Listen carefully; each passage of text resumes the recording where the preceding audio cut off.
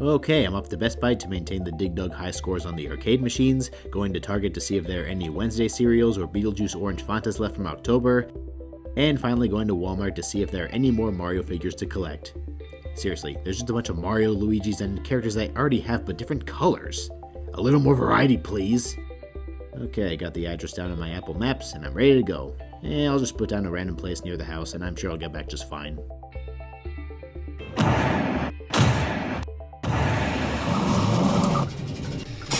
Preston, you gotta listen to me. Who's this handsome bearded man? I'm you! Listen, you have to put in the exact address to get home. Because you didn't, I ended up somewhere completely unknown. So unknown, the proper authorities could not find me. I couldn't contact our family. So lost. I spent all that time in solitude, learning everything about technology and time travel. I managed to convert this DeLorean into a time machine. So please, enter the exact address while you still have the proper signal. Okay, I'll do that. Oh, I guess it wasn't that hard to make that change. Guess I already completed the mission that I anticipated for decades. Yep, I guess you did. The most important fragment of any type of journey is the travel plan, specifically with getting back. Without it, there is a definite possibility of it ending in a complete disaster. There were only a few times in my life that I got lost, like the time I couldn't find my new homeroom back in elementary, when I couldn't find my way through that mirror maze, and when I first downloaded a dating app. Let's see what girls are on the market today. Too tall, too weird, has a beard, too far away, too revealing, too much gossip, no pictures, that's a red flag. That's obviously a picture of Sydney Sweeney. Too many piercings, too many tattoos, and there's no way that's not a dude. Man, I am so lost. This is a story that I've been anticipating myself for a while. I'm surprised I haven't put it into production sooner, as it was actually pretty terrifying. And it makes me extra grateful for Wi-Fi, gas, daytime, and home. It takes place during the summer of one of my college years. Hey guys, before we get into the story, we have a last minute addition here. Remember my good friend, co-star, and first ever YouTube collaboration partner, Elisa Starr, the one who played herself and my high school theater teacher in my high school music production video? Well, just recently, she released her debut single, Counterfeiit. Go check it out. Go click that thingy in the top right corner, or the link in the description. Alright, on to the story. We had moved into our new house. My mom tasked me with going to Party City, rest in peace, to pick up some moving party supplies, and I'm always game for going there, so I left with a good amount of positivity. Little did I know, I was heading into what would be a scary experience. I got to Party City, got everything on the list, so then it was time to go. And, well, let's just say I now know the vast amount of importance of putting down the exact address. To be frank with the whole scenario, the new house was in a gated community we're going to call Safetown. But the problem occurred due to me stupidly getting the names mixed up with the township that the community resided in, which we're calling Town Grove. In actuality, there was a little rhyme in the names, but still. What makes me feel even stupider is that I actually had the house's exact address pin ready to press on my Maps app. You know, like a speed dial, if the number isn't known.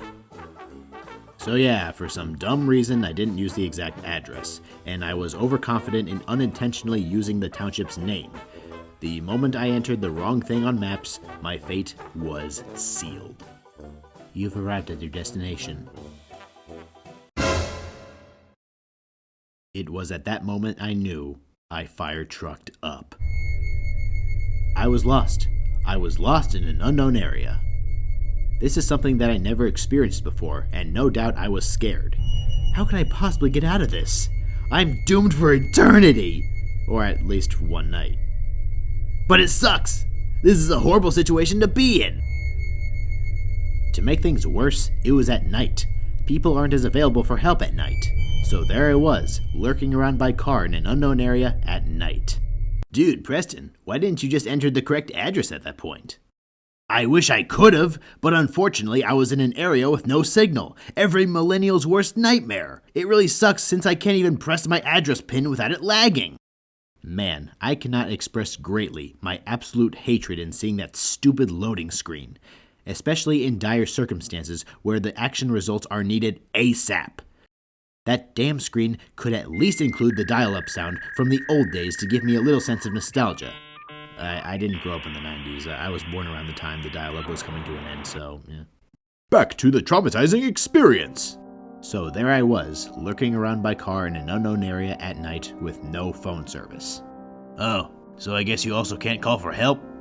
No, I could not. Well, at least not very well, but we'll get to that later. I needed help. Best case scenario, some rando lets me use their Wi-Fi to boost my phone's speed.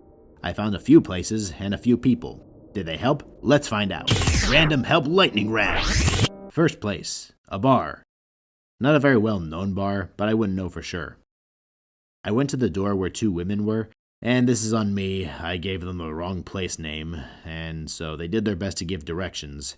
Therefore, this stop went nowhere. Second place, a suburban house. The lady living there was nice enough not to let me use her Wi-Fi, but tried directing me too. Once again, I used the wrong name, Town Grove, but luckily the lady pointed out that that's the place we were already in. Therefore, this stop also kind of went nowhere.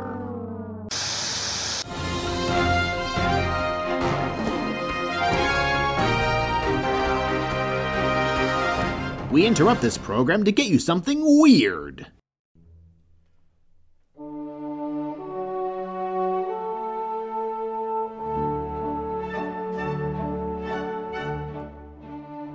Now, here's a part of the story that weirds me out to this day, and for sure will never be forgotten.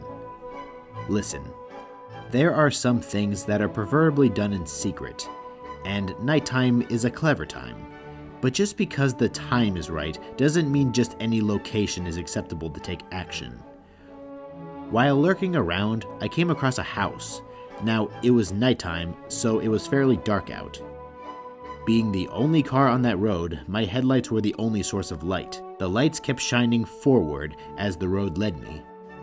So then I happened to see a group of people on the house's lawn, laying down for some reason, but as soon as the lights beamed fully on them, well...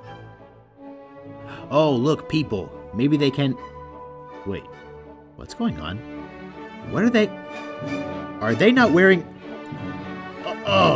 Oh, God, what are they doing? That's so wrong. Why are they completely naked? Don't let your kids watch it! Yes. I assure you guys, no joke, that really happened. To this day, I am not 100% sure what those people were doing, but I know it wasn't family friendly. Looks like you're in a continuous pickle. Well, I don't see how things could get worse. Oh, ho, it indeed got a hell of a lot worse.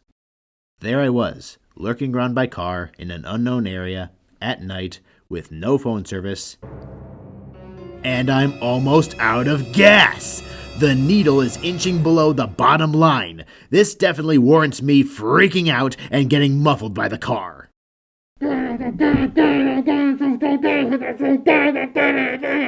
It was getting insane. I had to make a call. With what little service existed out there, I managed to get my mom on the line, who was barely audible enough and was obviously worried. And not in the, "Oh, are you okay? Please remain calm" kind. It was the, "Where the hell are you? Come home so you'll be safe enough to warrant a bad physical punishment" kind. This then brings us to third place, a house on the hill. The final place was a thankworthy place. The house resided an old married couple, and they were very helpful. Because Mom was on the phone, she gave the correct name, so the old man wrote down the directions on paper for me to use to get home. You know, just like old printed out directions.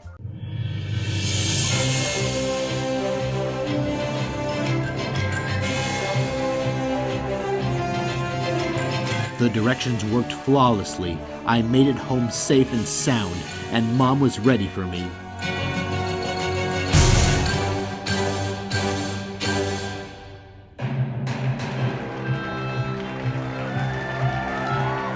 Mom, I made it, and 100% healthy and intact.